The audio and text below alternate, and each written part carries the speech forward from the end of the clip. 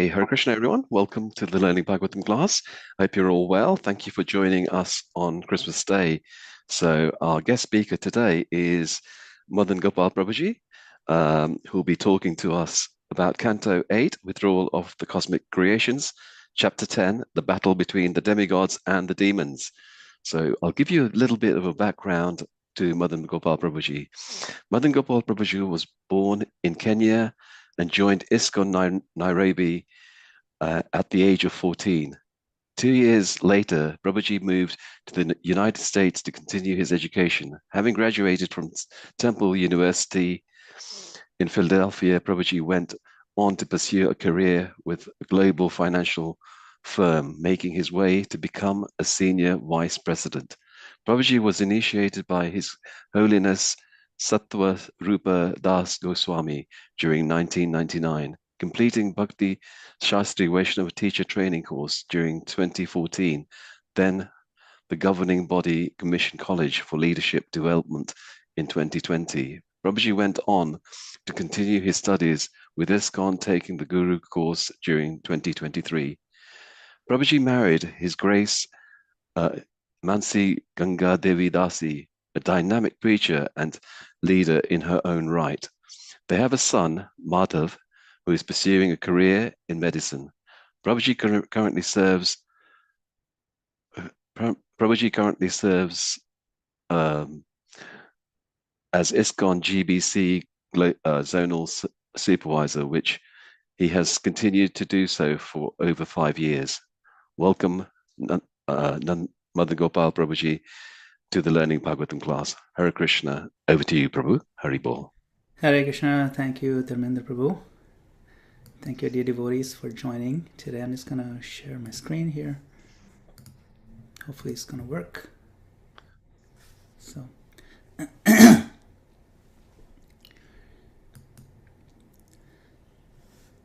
please accept my humble obeisances. All glories to Srila Prabhupada. Before we begin, I want to offer my heartfelt thanks to ISKCON London, especially our coordinator, Dharmendra Prabhu.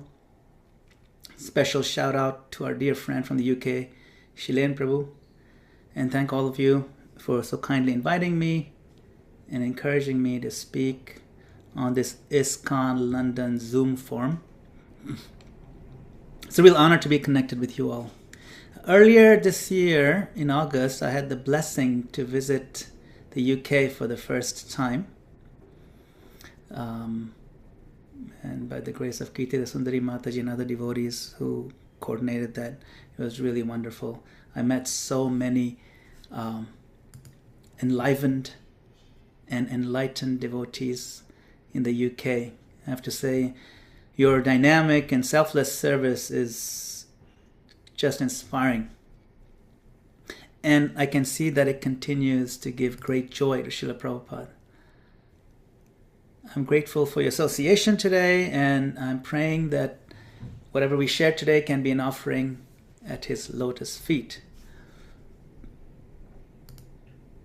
So, we're reading Srimad Bhagavatam. The battle between the demigods and the demons. This is the entire chapter, Canto 8, Chapter 10. It's a very colorful and dynamic chapter. And I hope we can get something good out of it. Om Namo Bhagavate Vasudevaya. Om Namo Bhagavate Vasudevaya. Om Namo Bhagavate Vasudevaya.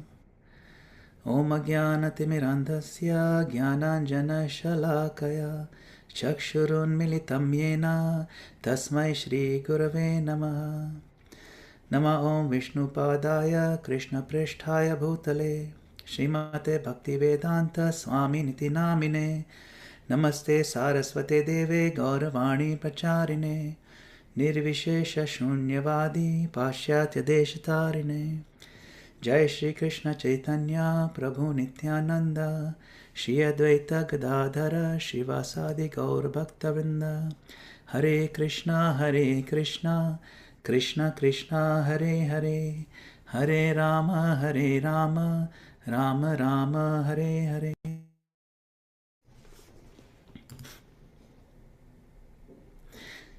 So tonight we enter a chapter that feels like a cosmic war film, but it's actually a diagnostic scan of the heart. Srimad Bhagavatam, Canto 8, Chapter 10, is not just describing devas and asuras just throwing weapons at each other. It's describing what happens when envy becomes strategy, when pride expresses itself in technology, and when illusion becomes an airplane that's sometimes visible and that's sometimes not. And it is describing something even more important. The exact moment when Krishna becomes the only option. Because all year long, we have all fought battles that are not written in any Purana. Battles in the mind, battles in relationships, battles with distractions of all kinds, battles with old patterns that we're trying to break out of, battles with fatigue, battles with that subtle demon that speaks in a calm voice and says, later, tomorrow, next week, next year. That's the battle. So as the year, as 2025 winds down, we have come to the right chapter. A chapter where the demigods are almost defeated. Not by superior strength, but by superior illusion.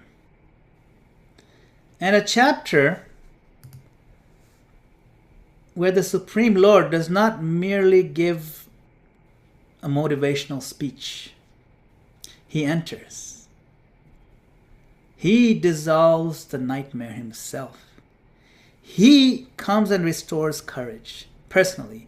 And he comes and personally cuts down the impossible. If we hear this chapter properly, we'll not just learn the history. It is history. It happened. But we'll also receive a method how to respond when illusion multiplies, when it overwhelms, when we cannot fight that illusion on its own level, and when the only winning move is remembrance of the Lord and surrender unto Him. So let's begin this session with a prayerful mood, because this chapter is actually a form of mercy. The Bhagavatam is telling us this is how the Lord rescues His devotees. And with that mood we enter chapter 10, the battle between the demigods and the demons. So the summary is simple. I'll just summarize the whole chapter. The demigods and the demons both churn the ocean of milk. Nectar comes out. The Lord ensures that the devatas receive it. We know the story with Mohini Murthy. The demons become furious, not because they're weak, but because they are envious. And they declare war again right away. Bali Maharaj is their chief. He becomes their commander-in-chief. The battle begins. The devas fight well at first. I mean, they just had the nectar. But then the demons deploy something that changes the entire war. They use material maneuvers, illusions, jugglery, so many tricks that overwhelms the demigods. And the devas, they become morose. then the key moment, finding no other recourse, they surrender again to Lord Vishnu. And Vishnu appears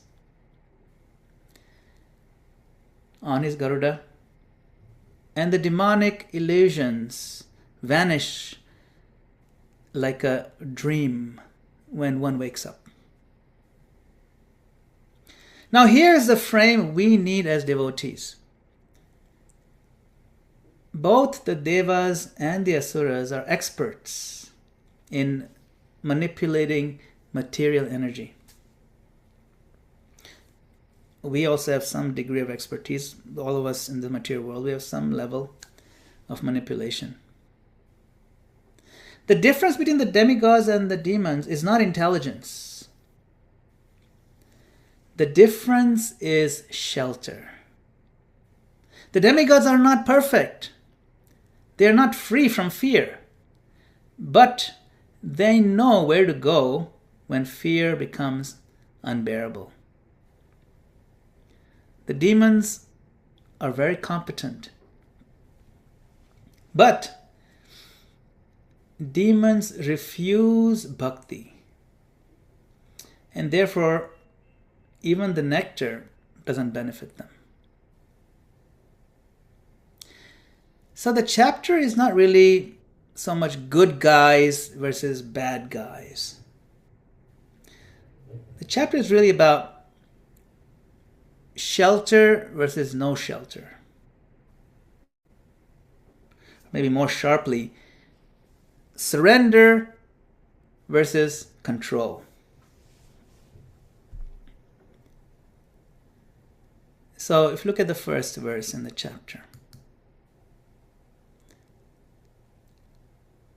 this is the opening. Text 1. Shukadeva Goswami said, the demons and daityas. Demons and daityas means basically all the demons. All engaged with full attention and effort in churning the ocean. But because they were not devotees of Vasudeva, they were not able to drink the nectar. This is how the chapter opens. So this is one of the most sobering principles in spiritual life. You can do the labor. You can churn. You can sweat. You can even be near the nectar and still not taste it. This is not about demons. It is about the subtle, asuric, demoniac mood. It's very subtle. They can enter into our own spiritual routine. We may think, I did so much, therefore I deserve some good result. I deserve the result right now. Why don't I have it? That mood is poisonous. Because bhakti is not a wage. Bhakti is not a monetary type of transaction. Bhakti is a loving relationship. Here the take-home point is what? Krishna does not become ours just by our effort alone. Effort is required, yes. But the effort must be offered in the proper mood. Otherwise, the heart does not become eligible. So Prabhupada would quote this point often. In the spirit of this principle, he would say this verse. Everyone knows this verse? Saradhamran parityaja mam ekam sharanam vraja. Abandon all varieties of dharmas or duties and simply surrender unto me. Not work harder and you will own me. No. And not become super impressive and you will purchase mercy. No. It is surrender and taking shelter. So surrender has a heartfelt component in it, not just an external effort. Prabhupada also explains this concept in the teachings of Queen Kunti, the first canto. There's a verse which talks about how only those who are akinchana can approach Krishna. Tvam akinchana gocharam.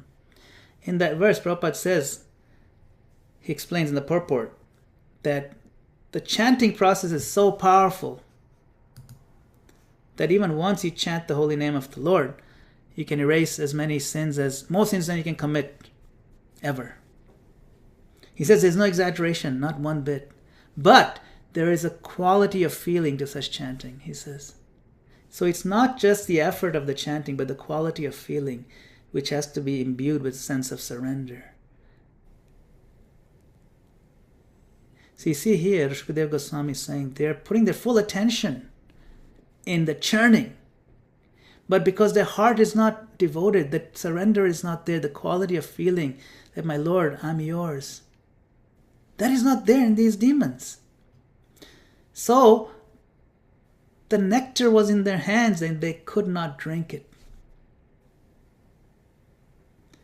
So if you labor without devotion,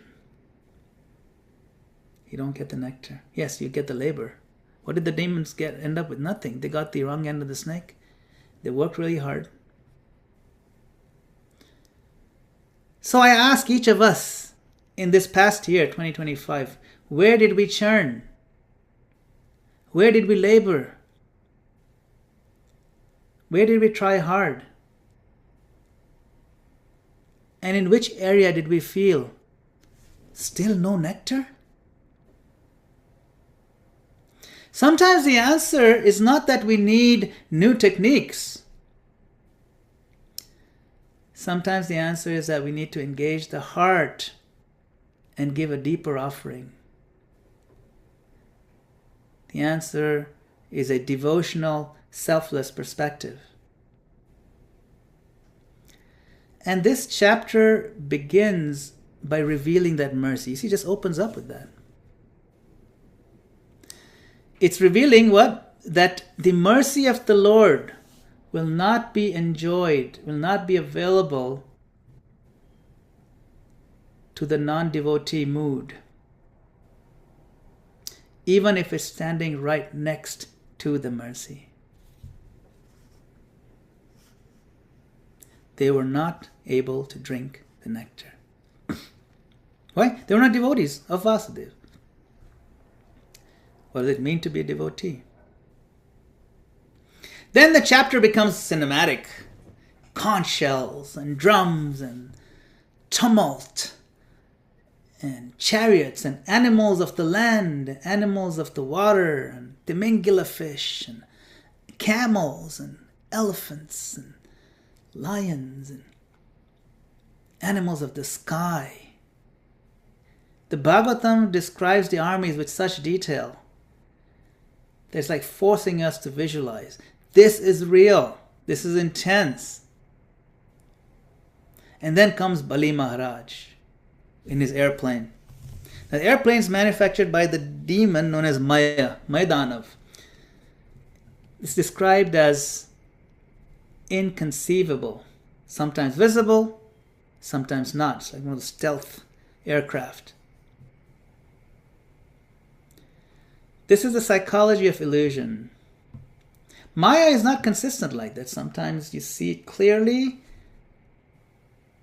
like a big bomber jet, and some days you can't even locate what's attacking you, like a real stealth aircraft, or even smaller, even a drone that doesn't make any sound.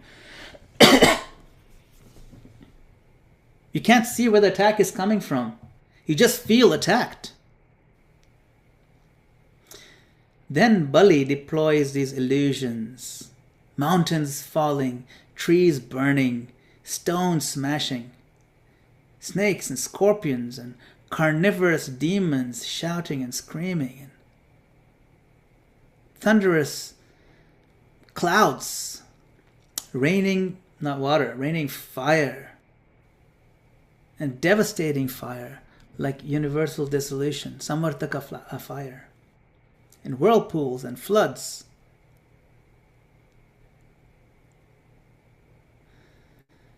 Quite graphic. Now I want to speak directly. This battlefield of the mind, this is the lived experience of many devotees when the mind is in a season of assault.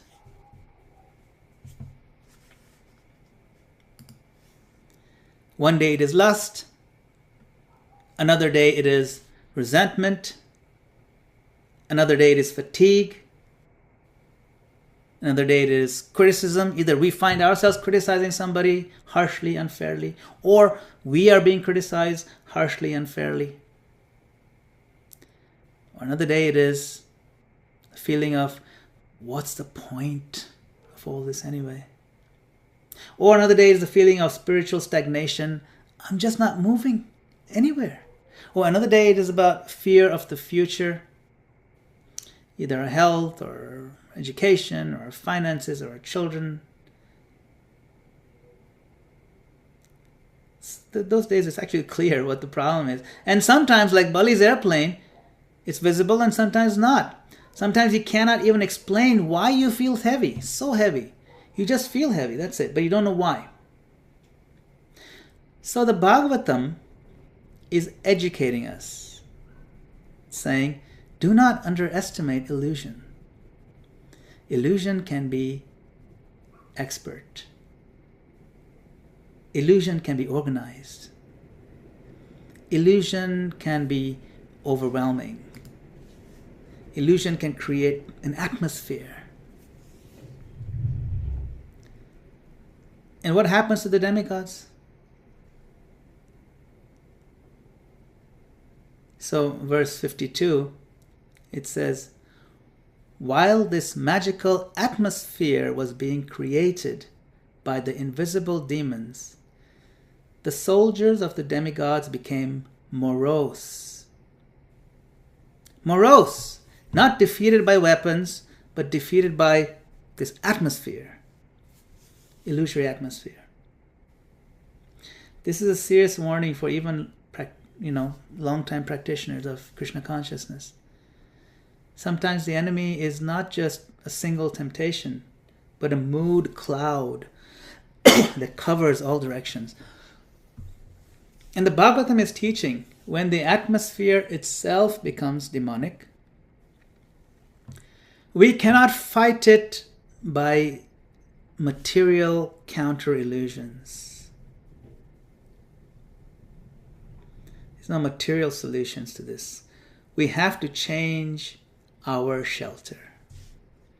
So that was verse 52, that became very morose. What happens in verse number 53?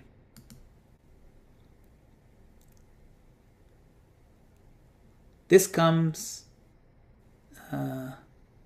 here comes the turning point. Verse 53.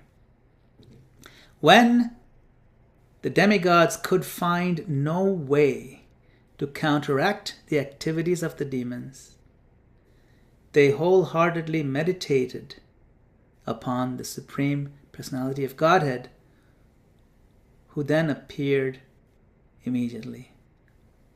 Right? He immediately appeared. So the phrase, could find no way, it's not a failure. It's a purification. See, because many of us keep a subtle private faith, shadow faith in ourselves. And, we can handle it. I can handle it. Don't need to, call Krishna about this. That I can manage. This thing we can outsmart Maya with our own mind. This chapter says there is a point where the devotee stops negotiating with illusion and turns fully to the Lord. Notice another very important word here, wholeheartedly. Wholeheartedly. Not half-heartedly, while keeping one hand on our own plan. No, wholeheartedly. This is a big advanced teaching. The Lord often becomes most visible, not when we become most capable, but when we become most surrendered. When Srila Prabhupada came to the West, materially speaking, there was no other recourse. Same thing, no other recourse. Wasn't easy for him. He came in 1965. 60 years ago, really, this year. He's elderly. He had practically no money. No institutional support. Foreign culture. Uncertain health. Yet, he took complete, say, wholehearted shelter of the holy name and wholehearted shelter of the order of his Guru Maharaj, his spiritual master. In that helplessness, the power of Krishna became visible. Wholehearted surrender. Srila Prabhupada's life repeatedly shows this principle. When you have no other recourse, Krishna becomes your recourse. So this chapter is inviting us to ask, where do I still believe I have some other recourse in my life other than Krishna? Where do I still rely primarily on my own ability, my own strategy, my own control, my own vision, my own intelligence? I'm so smart.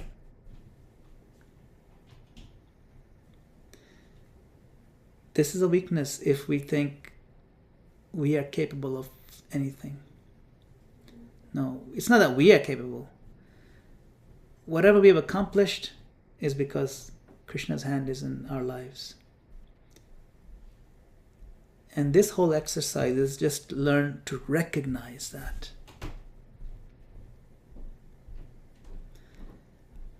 So this idea that my own ability, my own intelligence, those are the areas where illusion, where Maya can create an atmosphere. Like, this atmosphere was created here by Bali Maharaj and others. Those are the areas where we can create an atmosphere and we can become morose. Demigods were actually quite competent. But when the atmosphere was created, they became morose. I mean, they just drank from nectar, which made them invincible anyway, but they're morose. You can imagine. So then something changed here, this turning point.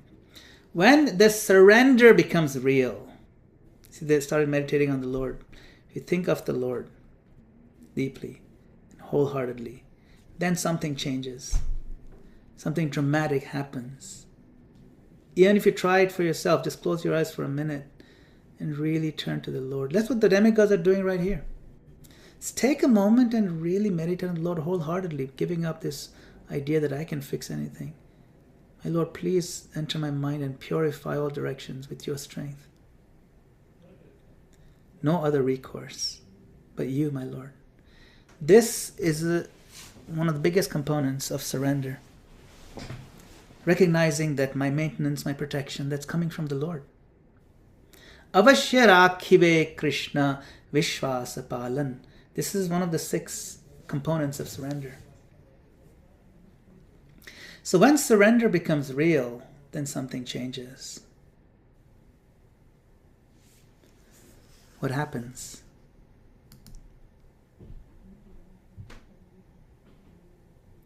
The Lord's appearance dissolves illusion like a dream. Now we come to verse number 55.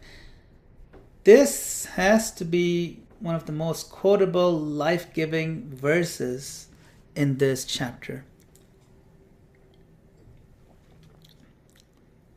It says, this is number 55. As the dangers of a dream cease when the dreamer awakens, the illusions created by the jugglery of the demons were vanquished by the transcendental prowess of the Supreme Lord as soon as he entered the battlefield. Indeed, simply by remembrance of the Supreme Lord, one becomes free from all dangers. Every word is very powerful here. This is not poetry. Of course, very poetic. It's not just poetry. This is practice. And not just practice, this is best practice. As the dangers of a dream cease when the dreamer awakens.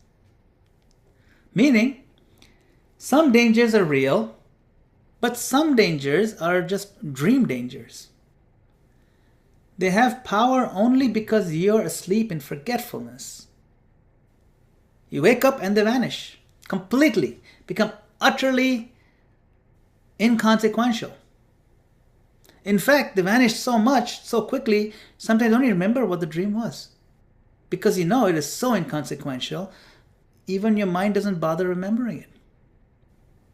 You may have some vague memory of some feeling, maybe feeling fearful or feeling something negative, but even that goes quickly. Because you woke up. That danger was not at all real. Then comes this line that can carry us through the end of the year. Simply by remembrance of the Supreme Lord, one becomes free from all dangers. Now, as practicing devotees, I mean, if you remember the message, Dharmendra Prabhu shared that message on the WhatsApp group, Smartavya Sadatam Vishnu. Always remember Krishna. Vismartavya no jatuchit. Never forget Krishna. Everything else is a servant of those two instructions. So as practicing devotees, we should hear this carefully. It doesn't mean that, okay, now I've learned to remember Krishna. It doesn't mean that we've become irresponsible, that we don't do anything. No, that's not the point at all. It means that remembrance connects us to the ultimate reality, that the root of all reality we're seeing, and even the reality, temporary reality of our conditional existence, and the apparent reality of the illusions, all those realities are rooted in the absolute truth, Krishna. So remembrance reconnects us with the root of that reality. Remembrance of Krishna recenters the soul in shelter.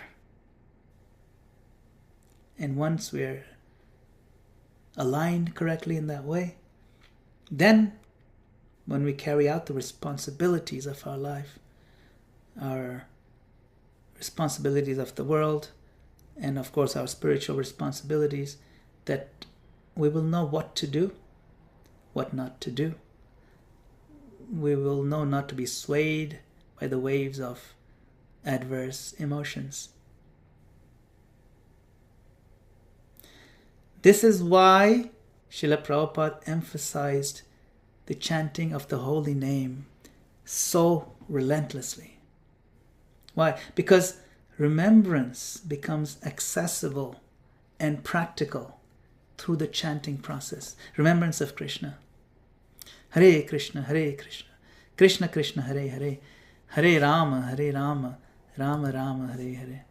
See, the remembrance becomes practical. Prabhupada would quote this verse very often. Hare Nama eva kevalam. Kalo nastyeva gatiranyatha. In this age of Kali, there's no other way, no other way, no other way other than chanting of the holy name. It says Brihan Naradiya Puran. So connect the two. Connect the two. This verse and verse 55 that we just read, which says, remembrance frees one from dangers and illusions. And of course, the Brihanaradiya Purana says the accessible method of remembrance is Harinam, chanting of Hare Krishna. Srila Prabhupada would often say, in effect, chant and be happy. Not as a slogan, but as a survival method. Something very serious.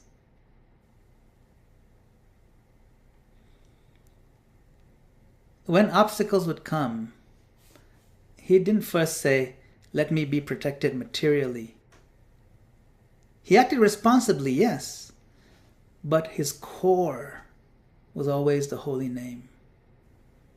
That is this waking up from the dream for us, for those of us who are conditioned. We're going to wake up from that dream. So if the demigods are being attacked by multi-layered illusion, what was the counter weapon?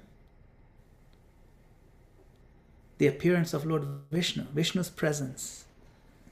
And for us, Vishnu's presence becomes tangible through the chanting of the holy name, Nam, through seva, through service. Service of the Lord, service of the devotees, pure-hearted, selfless service. Through the hearing of Srimad Bhagavatam, and through living a life of shelter, where you're visible in your consciousness that Krishna is my only shelter. It's visible all the time in your forefront, in the forefront of your mind. Then Vishnu begins cutting down the demoniac forces.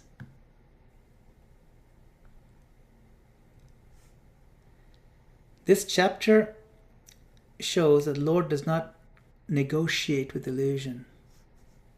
He ends it. He just kills it.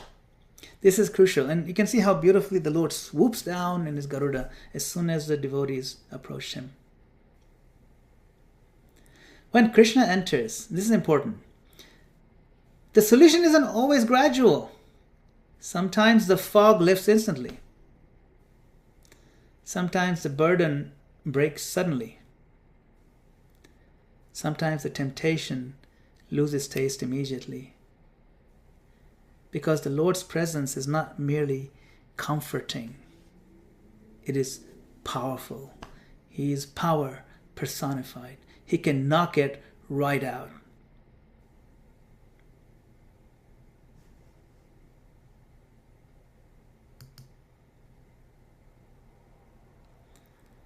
So now let us crystallize some of the key takeaways. As aspiring devotees, we can always be taking some of these notes in a way we can carry into the coming weeks and maybe the new year as it comes up. Takeaway number 1. Spiritual life without surrender becomes churning without nectar. I'm like, wait a minute, what do you mean spiritual life without surrender? I mean, isn't the fact that I am doing spiritual life a surrender of a kind? So we can ask ourselves, where am I working for Krishna but not really offering? Like offering, feeling, offering with feeling. Is my chanting imbued with a sense of longing, or at least a sense of remorse, or a sense of gratitude, or a sense of appreciation or affection?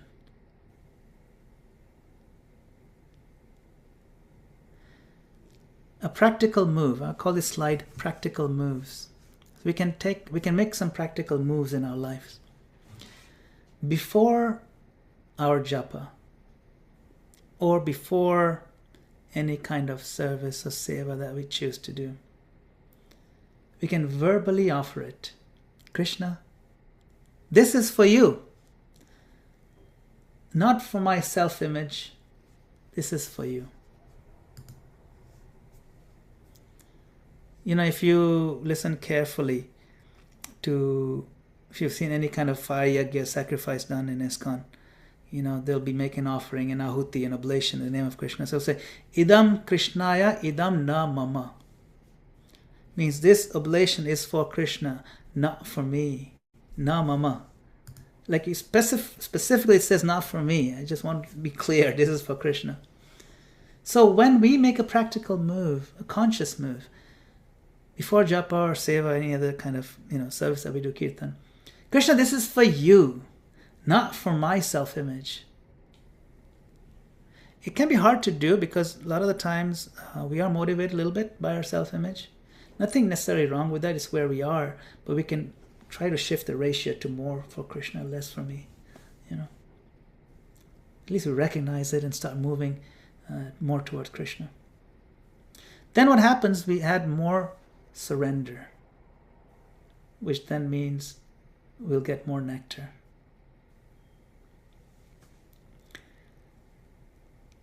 Takeaway number 2. Illusion or Maya can create this kind of atmosphere that we saw in this chapter. If you are morose because of it, don't always assume it's just your personality. No, sometimes it is an atmosphere created by subtle influences. Very natural. You should not be startled. It's very natural. The demigods, even after having drunk that nectar of immortality, they were overwhelmed by these illusory layers and they were morose. What is a practical move? This is something we can note for ourselves. Change the inputs into our lives. A lot of the times, the illusions that are clouding our consciousness are fed by our inputs. What are we reading? What are we watching? What are we listening to? Who are we talking to? What are we talking to people about? Increase the right kind of hearing. Reduce unnecessary media. Add a fixed daily dose of Bhagavatam, even 10 minutes. It's not much, but it's a dose.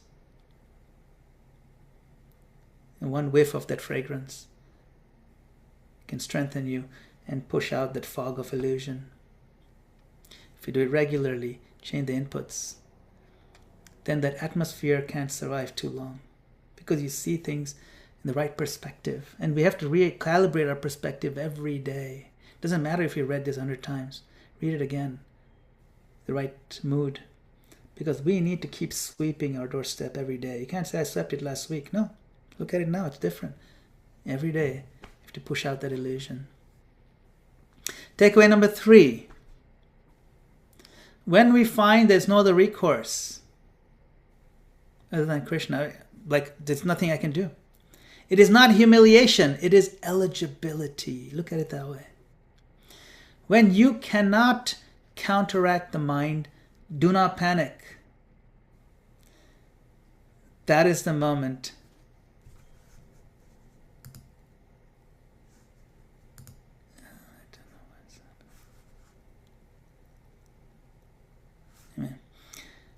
that is the moment to surrender deeply. So what is a practical move? A practical move is have this mantra. There's no other recourse mantra. What is that? Krishna, I cannot handle this alone, my Lord. I take shelter of your holy name now. I cannot handle this alone. Genuinely cry to him when we're stuck under that cloud. I have no other recourse. I thought I could handle it. I thought I could figure it out. I cannot. This is an opportunity to make ourselves more eligible for his mercy. Takeaway number 4. Remembrance is victory. Forgetfulness is vulnerability. So this verse number 55 in this chapter, it's a life verse. It's a good one for your life. So what is a practical move we can take here? Pick one trigger that brings remembrance. Whatever can trigger you to remember Krishna, do it. For example, you can create a trigger. Every time you touch a door handle, make it a trigger. Internally say, Hare Krishna. Make remembrance automatic. The doorknob, door handle, it becomes even mnemonic. My Lord, I thought I could handle this. Only you can handle my life. And just remember Hare Krishna and be grateful to the Lord. Very small thing, it's an internal thing, but it's very powerful because you're triggering the remembrance. Smartavyo satatam Vishnu. And every time we remember the Lord, not only we get strength, we get purified. Right? You know the verse, Om apavitra pavitrova sarvavasthan gatopiva yasmaret pundarikaksham. So whether we are pure or impure, yasmaret pundarikaksham, anybody who remembers the lotus-eyed Lord Krishna, then one gets purified in and out. The remembrance. So imagine how much purification happens every time you open a door handle because you remembered the Lord. It's all internal. Nobody has to know these things. But the purification is going to be massive because it accumulates. And every time you remember the Lord comes on his Garuda to push away all the clouds of confusion and illusion. The Lord enters the battlefield when the devotee turns wholeheartedly. Remember that word wholeheartedly? Wholeheartedly means not just ritual, but actual sense of dependence, not a hollow ritual. So a practical move we can take here is at the end of the day, you can write one honest prayer. Krishna, today my illusion was this. Please, my Lord, enter that battlefield and push it away. Because we're all fighting some battle internally. You know, some are very serious and some are not so serious, but it's a fight. But when the Lord is there with us, there's no question of defeat. See?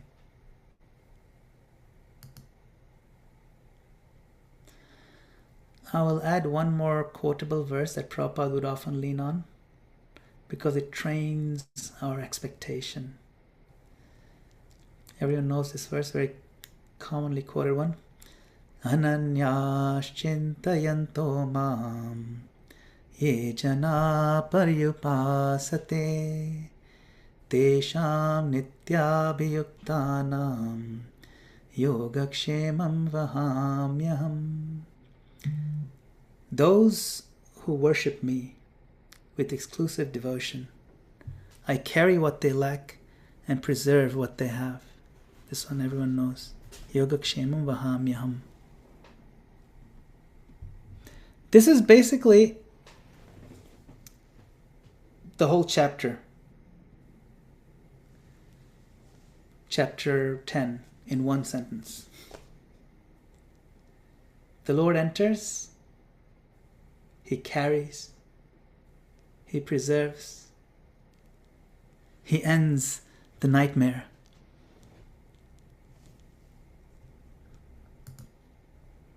So as we come to the close of this class, let us end where the chapter wants us to end. Not with the demon's noise, but with the Lord's arrival. This year, each of us has faced some version of these Bali illusion. For some it was external difficulty. For some it was internal turbulence. For some it was disappointment. For some it was distraction. For some it was a season where the heart felt morose. But Srimad Bhagavatam is not merely recounting ancient battles. Srimad Bhagavatam is giving us a promise. When remembrance enters the battlefield, then danger loses its power. When the Lord enters the battlefield, the nightmare ends. So as the year winds down, I want to offer a simple year-end proposal, spiritual proposal, rooted in this chapter. Don't carry your battles into the new year as if you are alone. Carry them, but as an offering. Carry them to the lotus feet of the Lord Krishna. Because the demigods were saved not so much by becoming more clever, but by becoming more surrendered. And maybe this is the mercy of the year ending. The calendar is a compassionate reminder that time is moving. And therefore we should become more serious about our shelter. So let us enter the coming days with one decision. I will not fight alone. I'll invite the Lord into the battlefield. I will not negotiate endlessly with the illusory nature. I'll invite the Lord into this battle through remembrance, through the holy name, through hearing, through sincere service. And if some part of us still feels weak, let that weakness be our eligibility, not our shame. Let it become our rock bottom, no other recourse. Once and for all, let this be the year where now we see there's no other recourse but for Krishna's shelter, that's it. And therefore our doorway to wholehearted surrender. So may this chapter become our personal verse 55 for the year-end's sake. Let us wake up and let's pray to the Lord, please wake us up. Let this nightmare dissolve. Let us choose with the prayerful recitation of the heart, Krishna's invitation. Saradharman parityajya mamekam sharanam vraja. My Lord Krishna, I take your shelter. I am yours, you are mine. So may the next year not begin with fear, but with shelter, with a positive vibe.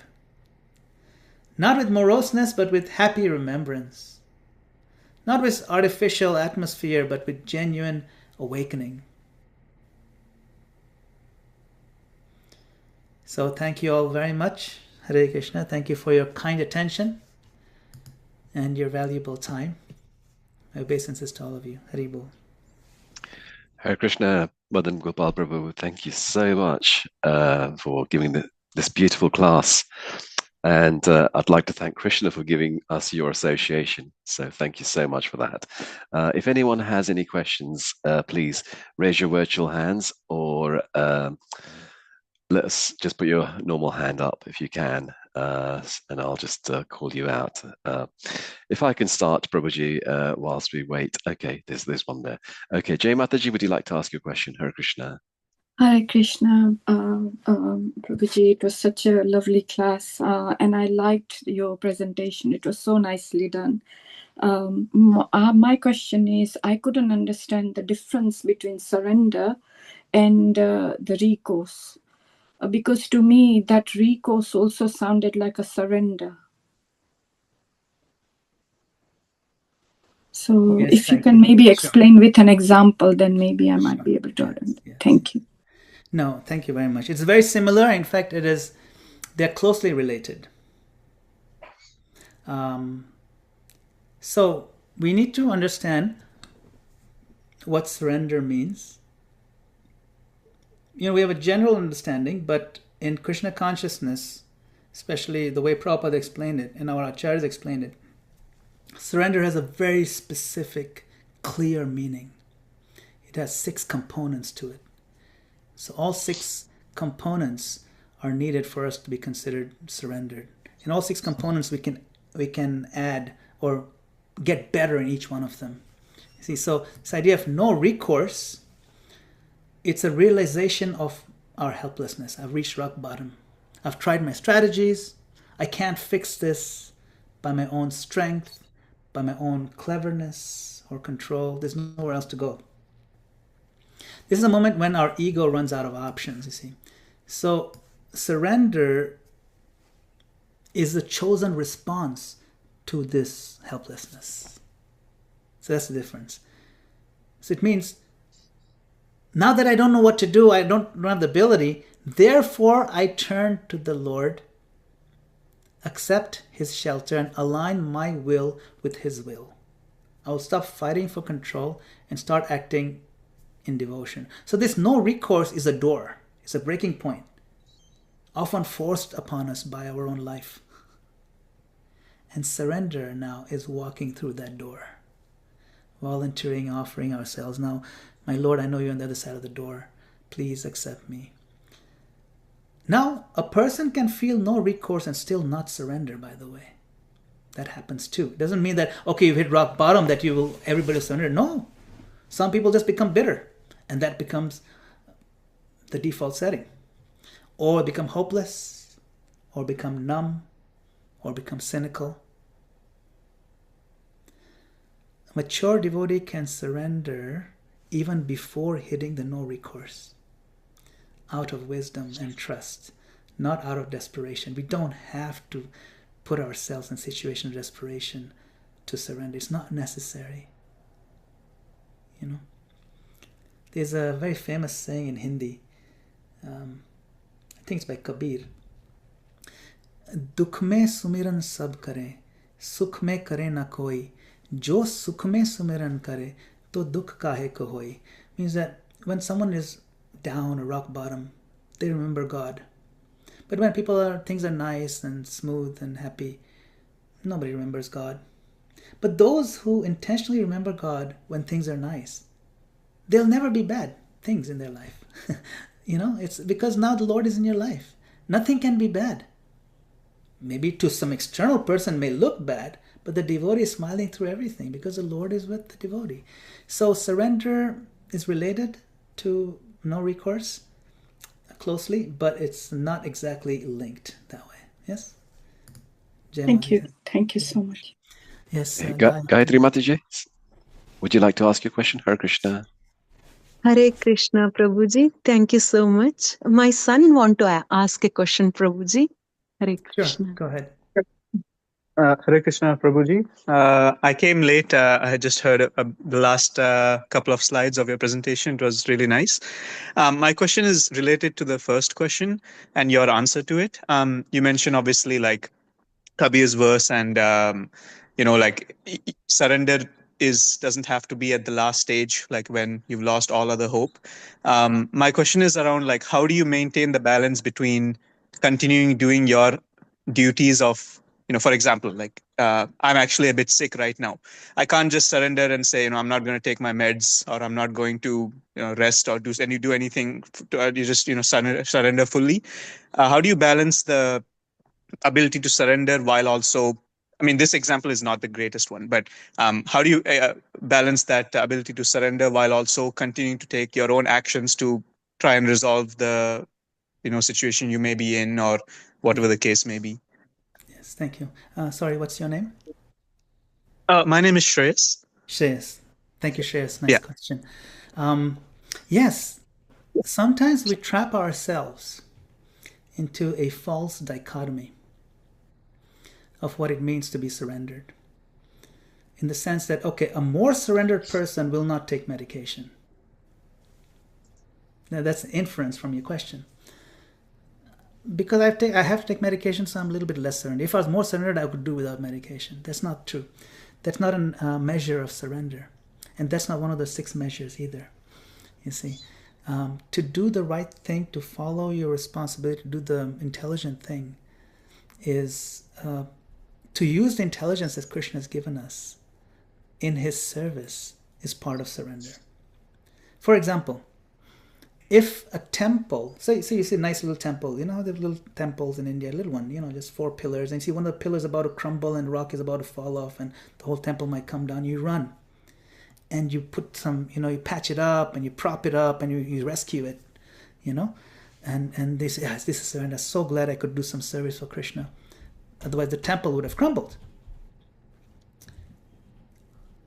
our bodies are temples of the Lord. Because the Lord lives in our bodies. So when we rush to fix it, like say, I'm also a little bit sick right now. I'm just recovering from some, flu-like something. I was taking my medications as needed to get better. So when we run to rescue our bodies, if we do it with the consciousness that this body is Krishna's temple, I'm using this body for Krishna's service, and I'm trying my best to use it exclusively in Krishna's service without being selfish in any way, then working on the body to keep it healthy, or even just to keep it comfortable, or say even working hard doing a job so that you can save enough money and you can serve the temple or serve Krishna with that money, plus also you can raise your family with that money and raise your family. All that is included within surrender. It's not that it's not surrendered. You see, so we don't want to trap ourselves in false dichotomy. What we want to do is find ways to connect Krishna with everything we're already doing and try to offer everything to Krishna. Find everything that's offerable and do only that to Krishna, give it to Krishna. You see, so that's how we want to do it. Not that there's surrendered life and there's non-surrendered life. To the degree we are selfless and you're doing everything for Krishna, to that degree we are surrendered. So try to put everything we're doing to Krishna at Krishna's lotus feet in some tangible way. And if it's not doable, if you're just a little bit selfish, then try to reduce selfish things, especially items of selfish sense gratification. And then we'll be happier, we'll be healthier, and we'll be more surrendered, even while we're taking the medications. I hope that helps. Hare Krishna. Thank you, Prabhuji. He's saying thank you. And Hare Krishna.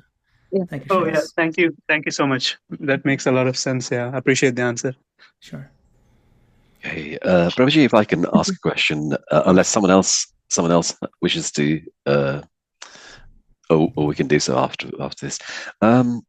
Just thinking about this particular pastime, what can we do to ensure our loved ones take up Krishna consciousness when we see that Bali Maharaj, the grandson of Prahlad Maharaj, did not attain the nectar, as you said from the start of this pastime? So, yes. What can we do? So Bali Maharaj is the grandson of Prahlad Maharaj. Prahlad Maharaj is one of the 12 Mahajans. Great pure devotee. So was Bali Maharaj, by the way. Bali Maharaj is also one of the 12 Mahajans. Great devotee. Both of them born in genetic lineage of demons. Bali Maharaj didn't get the nectar, but eventually he got something even bigger than that. We know that. He got the direct servitude of the Lord. He got the lotus feet of the Lord, lotus foot of the Lord on his head, which even demigods didn't get. So, of course. Now, but coming to your core question, what do we do about family? It's tough. It's tough. From this Bali story, we can learn one lesson. You cannot force devotion, whether it's family or friends. We cannot force devotion, even to our own children. Children don't listen to what parents say, but they watch carefully what they do. You see, and if we can find genuine happiness in our Krishna consciousness without duplicity, then it's a good chance that our children can sense that. We can create conditions where devotion becomes the most attractive and protected option. That's the approach. So you want to create conditions. So some practical ways, right, to do that without turning it into pressure. We don't pressurize our children or pressurize our family or guilt trip our family to become devotees. So there's a couple of things we could do. We could be a shelter, not a sermon giver. For example, Bali represents this idea of confidence in my own arrangement in this story. People drop that illusion when they meet real shelter. When they see if your Krishna consciousness makes you calmer, kinder, steadier, they will feel this works. That's much stronger than any arguments or theology or words. It's a nice statement. It says, preach all the time. Always preach. And if absolutely necessary, use words. Which means, your preaching is your mood, your aura. Another point is, first, try to win someone's trust by being vulnerable yourself. Your trustworthiness should be higher than the average person. Some people just exude a sense of trust. So win trust before you win theology.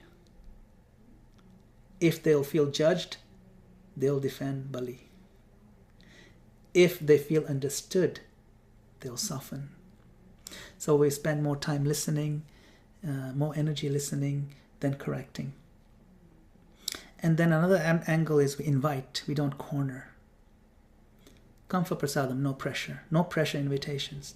Join kirtan for 10 minutes, no pressure. Can I share one verse that really helped me this week?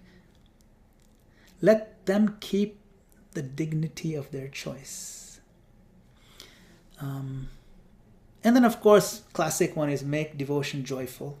Devotion is joyful. Sometimes we make it more boring than it should be because we don't know how to package it properly. We don't know how to practice it. But if we do it joyfully, susukam kartum aveyam.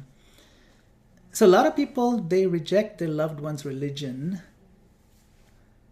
but they crave a sense of community and crave meaning. You see, these are the things that are attractive, community and meaning, not discipline. Discipline is not something we want to tout. That's something you hide. That you spring on them a little later. You see. So we don't want to highlight our discipline. We want to highlight the sense of meaning and community that we feel. And give them the best entry points to those festivals, kirtan nights, seva with friends, prasadam, Krishna stories. Not just rules. In fact, no rules are better. Here's how it helped me. Rather than, you should, blah, blah, blah. You see? So, and of course, protect them from the ugly side of religion. If you see politics, harshness, fanaticism, hypocrisy, they will run really far. So be careful what you expose to them early on. Give them the sweetest parts. Give them the sweetest representatives, the safest spaces, the most uplifting programs. We have to curate what we offer. It's not easy to do, but these are some things you can keep in mind.